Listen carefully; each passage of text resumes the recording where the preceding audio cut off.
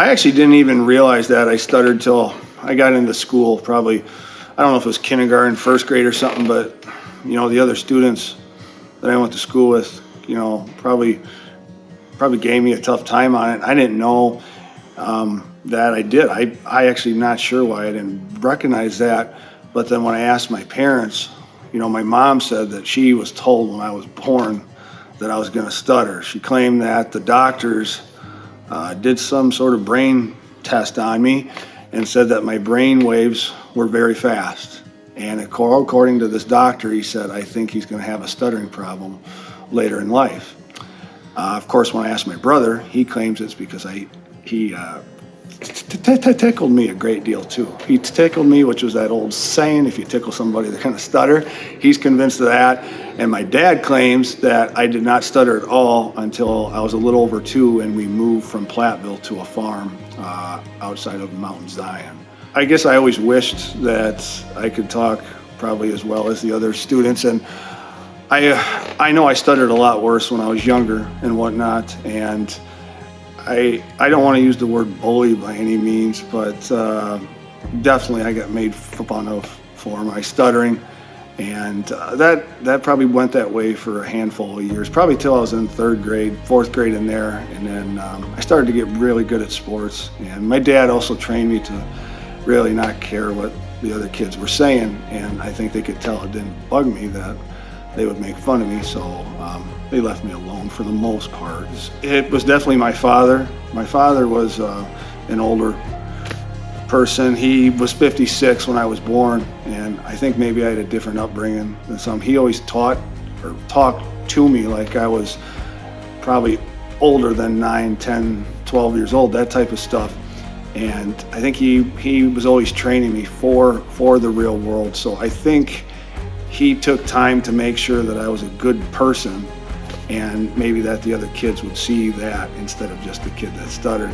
But it was hard for a number of years there. My dad died when I was almost 12, and after him passing, those next few years were really hard. Just not just because he was gone, but because I didn't have somebody to talk to about my stuttering, and I did kind of feel alone. And so I tried everything. So I can remember riding down the road with my mom, and she always played music in the car like most people, and we used to sing to the songs and that. And she said one time, she goes, when you sing, you don't stutter.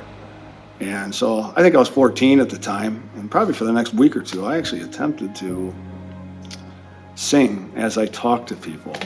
I realized just probably a little odd, it wasn't who I was. So I strayed away from that, and I probably didn't improve much for the next couple of years. And then when I was 16 or 17 years old, I took a summer job mowing. I don't know what it was, but me spending that time in the outdoors did something to me that summer, because when I went back to school in the fall, all of my friends said, how come you're not stuttering as much? And I said, I'm not? They're like, no. And I started to think about it, and I just was more calm.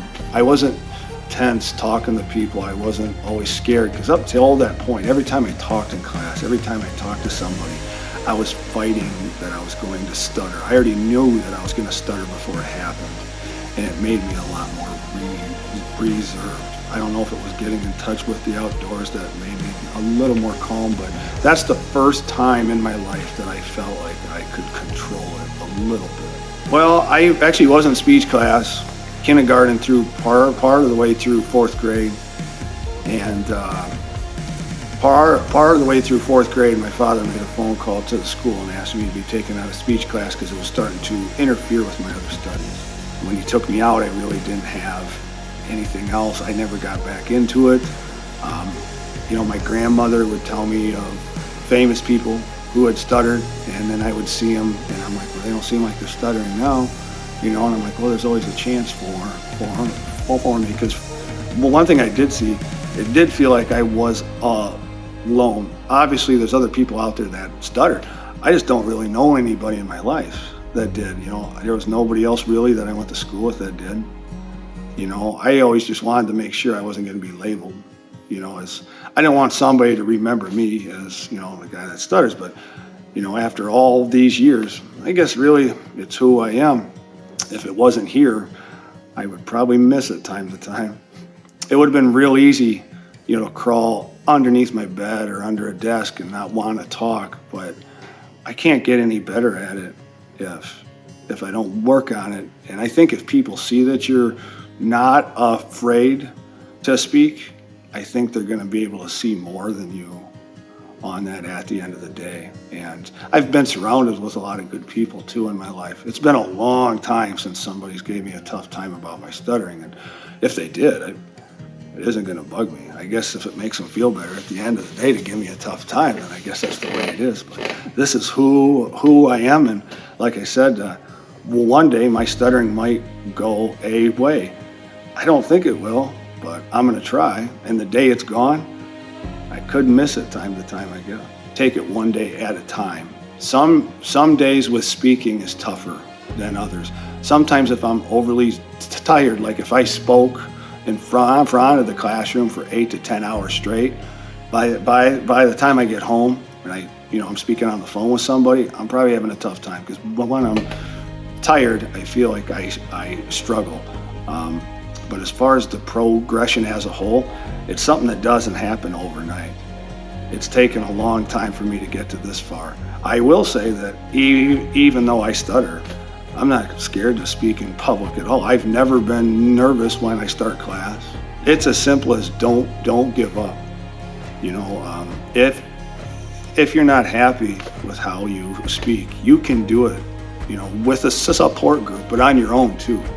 You have to want to defeat it, and it takes time. And I would advise people maybe to do something that I didn't do, and that is seek help. I'm sure there's things out there. I'm sure there's study books. I'm sure there's counselors or something that can help on this. Like I said, I haven't been to a speech therapist since 1992, and I guess I didn't really think about it till now. Maybe if I went to one now, it would completely go away. I'm not sure, but don't be afraid to ask for help and afraid to ask for any tips. We're not really all alone. I mean, I felt that way, but it really didn't have to be that way.